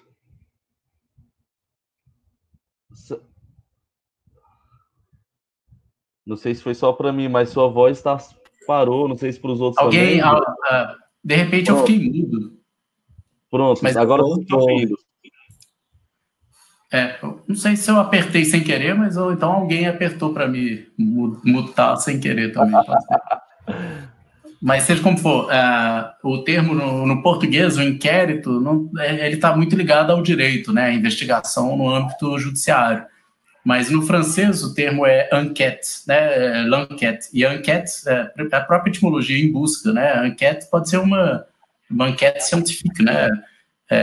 Então tem uma noção mesmo de busca da verdade, seja no direito, seja fora, né? E o argumento central ali é de que esses procedimentos judiciários de busca da verdade, eles podem servir para ilustrar procedimentos mais gerais de busca da verdade, né? E aí a contraposição é entre um procedimento que seria mais primitivo, que é o que ele chama de épreuve, né, que seria a prova, né, a tradução, mas é uma espécie de provação. É quando, por exemplo, para você saber se um fato é verdadeiro ou não, você intima uma pessoa, por exemplo, a jurar perante os deuses se ela fez ou não fez determinada coisa, e ela jura. Então, é um juramento, vamos dizer assim. É uma prova, você faz prova da verdade. Nesse sentido, você passa por um teste, né, um grande teste da verdade. Já a enquete, não. A enquete, que é um inquérito, né, é uma busca da verdade que passa sobre a principal estratégia é o testemunho humano, é o olhar humano. Você não tem uma provação diante dos deuses, né? O que o Édipo vai fazer é interrogar diferentes personagens ao longo da peça para ir reconstruindo pedaço por pedaço toda a história da morte de Laio, até chegar a ele, inclusive, né, como autor do crime, ele mesmo. Mas, enfim, a investigação ela é conduzida de uma maneira completamente diferente. E aí tem esse papel do olhar humano. Enfim. E eu tenho um terceiro procedimento de busca da verdade, que é o disciplinar, que é o que o Foucault vai chamar de examen, é o exame. Né? O exame envolve a vigilância constante, envolve os registros incessantes, né? Que é essa coisa de ficar tomando nota incessantemente de todos os pequenos gestos e acumulando tudo isso na forma de vários e vários relatórios. Um conjunto novo de saberes são mobilizados na construção dessa verdade por meio do exame. Enfim, então são várias formas de procedimento, tanto de busca da verdade, mas ao mesmo tempo de procedimentos judiciários, né? Então, isso é interessante pensar a partir disso, né? Mas não sei qual que era a pergunta exatamente do inquérito, né? A pergunta é se o inquérito, a importância para a construção da verdade, é um mecanismo, né? É uma estratégia, um procedimento de busca da verdade. E é claro que a partir do inquérito você vai ter uma nova maneira de fazer a verdade aparecer. Aliás, tem umas leituras, eu escrevi um artigo até sobre isso há muito tempo atrás, quando eu fiz umas disciplinas, na época eu me interessei muito por isso, por literatura grega, eu fazia umas disciplinas na Faculdade de Letras aqui do UFMG, e a gente estudou Édipo Rei naquela época, no curso de literatura grega, e eu escrevi um artigo sobre a leitura que o Foucault faz, justamente, em Verdade e as Formas Jurídicas. E como naquela época eu estava lendo os textos assim que o pessoal de literatura grega lê sobre Édipo, eu peguei algumas obras que são muito interessantes, assim, do Pierre Vernant, do Bernard Knox, que é um outro gregófilo, especialista em literatura grega, que tem um livro sobre Édipo. E todos esses estudiosos da Grécia Antiga, eles ressaltavam que na peça de Édipo Rei, você tem, desde o nível assim, do vocabulário que é utilizado, que era um vocabulário das novas ciências, as novas, digamos, descobertas científicas da época. E aí, vocabulário da medicina, das novas pesquisas históricas em história, né, das novas, também no direito, enfim. Então, tudo isso é mobilizado pelo Édipo.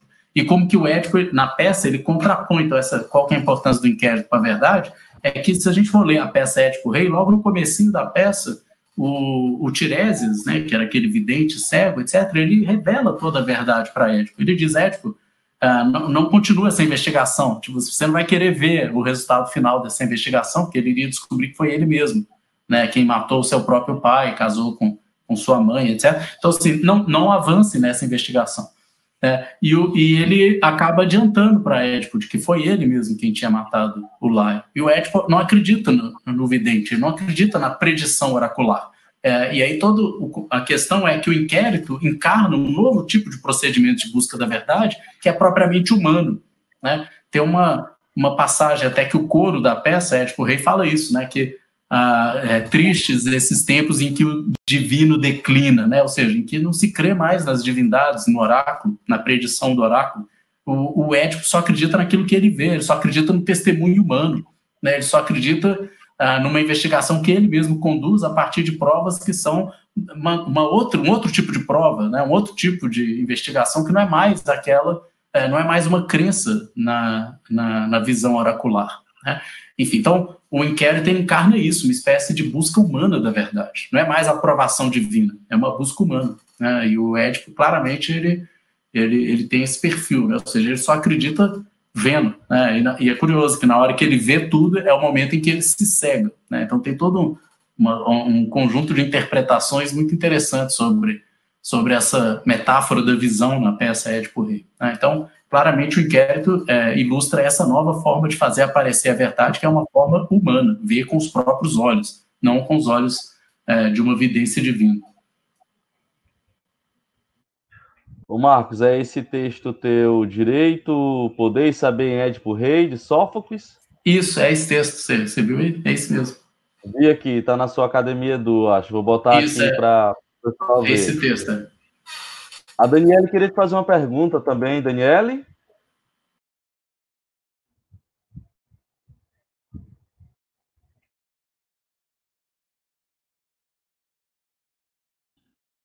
Ela pediu a fala. Daniele?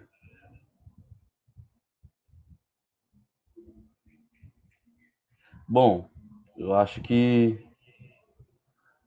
ela não tá. Ela pediu a fala, depois pediu. Marcos, eu acho que as perguntas que o pessoal tinha para fazer, todo mundo fez aqui, né? Eu acho que elas foram perguntas que vieram assim mais de particularidades de cada um, porque o que você falou foi tudo tão claro, tudo tão... Parece que já estava tudo tão organizadinho que ficou muito claro para a gente, né?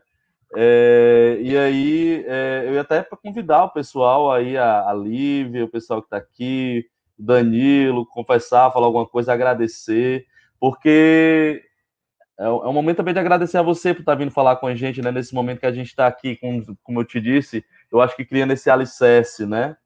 E aí eu queria convidar o pessoal aí para falar, agradecer ao Marcos, se possível. Eu queria sugerir só, assim, quem puder ligar a câmera nesse momento final, para pelo menos saber com quem que eu estava conversando, se é que existem esses seres humanos por detrás dessas telas pretas aqui que eu estou vendo. Oi, gente. Estão me ouvindo? Oi, estou te ouvindo. Essa coisa, tem uma coisa boa nessa forma virtual de comunicação, é que eu passo o mouse em cima da imagem das pessoas. Eu vi que a Lívia acabou de falar comigo. Eu já sei o nome de todas as pessoas. Eu sou péssimo com o nome, eu adoro esse negócio. Eu passo o mouse, eu lembro o nome de todo mundo agora. Pois é, eu sou Lívia, estou falando aqui de BH também, tão perto. Queria agradecer pela fala, pela oportunidade. Como o Alex falou, né, estava tudo muito claro e a gente começa a sistematizar algumas leituras que estão esparsas, né, e aí com a sua fala foi juntando muita coisa, então achei muito, muito bom. Queria agradecer essa oportunidade, você ter vindo falar com a gente. Obrigada. Obrigado, prazer foi meu aqui de falar com vocês, assim. Tô vendo que vocês são um grupo, assim, uma iniciativa do Alex muito boa, assim, eu sempre fui entusiasta, assim, e a minha vida inteira, assim, eu organizei e participei de grupos de estudo, assim, sempre fiz isso. Eu tenho 2, eu tenho até que parar um pouco com isso, porque isso toma muito tempo, assim, eu fico envolvido e tal. Mas é que eu tenho sempre uma tendência a querer estudar coletivamente, assim. Na época da graduação já era assim, eu juntava, tô a fim de ler, sei lá, me lembro uma época eu montei um grupo sobre Wittgenstein. Tô a fim de ler coisas do Wittgenstein, quem tá a fim, junta, sei lá, 3, 5 pessoas, vão discutir o texto tal, dia tal, e ia lá. Era uma maneira de, primeiro, incentivar a manter um ritmo de leitura e tal, e segundo, de ter interlocução, né, de você não ficar estudando sozinho. E eu acho que o ganho de fazer isso junto, pelo menos para mim, eu sinto isso, por isso que eu gosto do grupo de estudo, colocar ali pautar no grupo de estudo textos que me interessam, ou que eu estou a fim de ler, ou que eu estou a fim de conversar a respeito, como é o caso do Embembe agora. E ao fazer isso, eu pelo menos assim aprendo muito. Eu tenho essa percepção de que eu aprendo muito dando aula, porque quando eu só leio o texto é uma coisa, quando eu leio e dou uma aula, parece que as ideias do texto se organizam muito melhor, você se articula melhor, depois você se lembra, inclusive, melhor, você utiliza aquilo melhor para pensar outras questões e tal. E no grupo de estudo é a mesma coisa, você lê o texto, depois você vai e conversa, então é um momento que você tem para voltar naquilo e tentar organizar as ideias do texto, transmitir isso para alguém, ouvir o que o outro tem a dizer também e tal. Então, assim, eu acho uma experiência riquíssima. Por um lado, essa coisa do virtual prejudica um pouco, é claro, né, essa experiência presencial tem uma outra dinâmica, mas por outro ela está permitindo coisas. Por exemplo, eu estou participando de um grupo aí de Fortaleza, que eu não estaria se fosse presencial, né? E eu estou organizando um grupo que hoje tem muito, assim, esse grupo, quando a gente estava lendo Judith Butler ano passado, ele tinha 15, 10 pessoas, assim, geralmente em cada reunião que a gente fazia presencial na faculdade. Agora, na internet, tem 40 pessoas participando de cada encontro. Então, assim, apareceu gente de vários lugares do Brasil, que antes não apareciam porque ninguém podia parar em Belo Horizonte para poder acompanhar um grupo de estudo, mas pela internet isso se tornou possível. Então, assim, sem querer ver nisso uma coisa boa, mas assim, tem algo de, pelo menos no meio de tanto desastre, tanto problema, tem algo que tem alguma vantagem nisso daí, tem alguma coisa boa que a gente pode tentar extrair disso. E também não é negar que isso possa acontecer, tentar explorar isso também, né? Eu quero manter a estrutura presencial, mas eu já estou pensando, na hora que puder voltar aos grupos presenciais, a gente também permitir que haja uma participação à distância, conciliar, fazer um grupo híbrido, né? Eu estou pensando muito em como viabilizar isso, né, no futuro, de, sei lá, ligar o computador ali e as pessoas que não estão presenciais poderem também participar de alguma maneira, né? Mas, enfim, força para vocês, um grupo novo, assim, eu acho que é uma coisa muito legal. Mantenha grupo, já vou te avisar, Alex, ele costuma ter umas oscilações, assim, né, porque a cada semestre, né, um novo perfil, entram novas pessoas, outras saem.